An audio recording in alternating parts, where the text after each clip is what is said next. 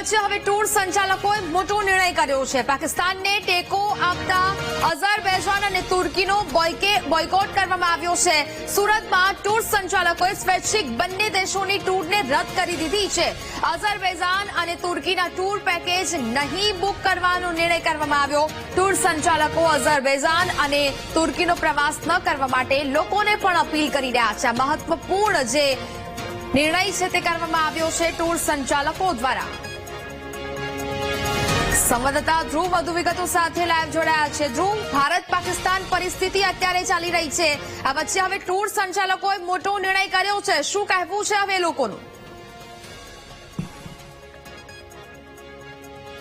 બિલકુલ સાચી વાત છે. ભારત પાકિસ્તાનનું જે યુદ્ધ થયું ને દેખીતી રીતે સામે આવ્યું હતું કે પાકિસ્તાનને સપોર્ટ કરી રહ્યા હતા જે દેશો, તેમાં અઝરબૈજાન હતા અને તુર્કી હતા. તેમણે જ આ પાકિસ્તાનને હથિયારો આપ્યા હતા અને આ વાત જયારે ખબર પડી હતી ત્યારે આ બંને દેશો એક ટુરિસ્ટ માટે ખૂબ જ મહત્વના દેશો હોય છે અને લોકો ભારતથી મોટી સંખ્યામાં આ અઝરબૈજાન અને તુર્કીમાં ફરવા જતા હોય છે. પરંતુ આ વાત જયારે ખબર પડી કે આ યુદ્ધ ભારત પાકિસ્તાનની યુદ્ધ તણાવ પરિસ્થિતિમાં જયારે પાકિસ્તાનના બંને દેશોએ સમર્થન કર્યું છે ત્યારે હવે અનેક ટૂર સંચાલકોએ પણ એક બહુ મોટા નિર્ણય લીધા છે કે આ બંને દેશોમાં કોઈ પણ ટૂર ના જાય અને તેને બાયકોટ કરવામાં આવ્યું છે અને લોકોને પણ અપીલ કરવામાં આવી રહી છે કે એ જ પેકેજમાં એટલા જ દિવસમાં અનેક એવા સ્થળો છે કે જ્યાં તમે ફરી શકો છો. ત્યારે આપણી સાથે ટૂર સંચાલકો જોડાય છે, તેમની સાથે વાત કરીશું. સર, આપનું નામ? મારું નામ સતીશ વઘાસિયા, જેબી ટૂર્સ. અમે મોટા વરાછાથી ટૂર સંસ્થા ચલાવીએ છીએ. સર, અત્યારે જે રીતે ભારત પાકિસ્તાન વચ્ચે તણાવભરી સ્થિતિ સર્જાઈ, પાકિસ્તાને જે રીતે ભારત પર હુમલો કર્યો, ત્યારબાદ જેમાં હથિયારો અપાતા હતા એમાં એવું નામ આવ્યું છે કે અઝરબૈજાન અને તુર્કી એમને મદદ કરી રહ્યું હતું. હવે ટૂર સંચાલકો પણ ભારતની સાથે આવ્યા છે અને આવા દેશોમાં કોઈને પણ પ્રવાસ માટે ન જવા માટેની વાત કરાઈ રહી છે, શું છે? જ્યારે પણ આવી એક રાષ્ટ્રને લઈને એક જ્યારે સિચ્યુએશન ઊભી થતી હોય છે ત્યારે રાષ્ટ્ર પ્રથમ આવું માનીને અમે પણ એક સંચાલક તરીકે એવું નક્કી કર્યું છે કે જે આવા કન્ટ્રીઓ જે છે જે સામે ખુલીને આવ્યા છે, જે પાકિસ્તાનના સપોર્ટ કરે છે અને જે આપણા દેશ માટે ખતરો છે, તો આવા દેશોને અમે અવોઇડ કરીને બોયકોટ કરીએ છીએ અને ત્યાં જે જનારા અમારા ટુરિસ્ટો હતા એમને કંઈક અધર ઓપ્શન આપીએ છીએ અને બીજા કન્ટ્રીમાં અમે ડાયવર્ટ કરવાનો પ્રયત્ન કરીએ છીએ. સર, કેટલું મહત્વનું કહી શકાય, કારણ કે આપણા ટુરિસ્ટને આપણા જ પૈસાથી જયારે આપણી પર હુમલો થતો હોય એનો ઉપયોગ એવા રૂપિયામાં થતો હોય ત્યારે આપણી પણ એક જવાબદારી બને છે, શું માનો છો?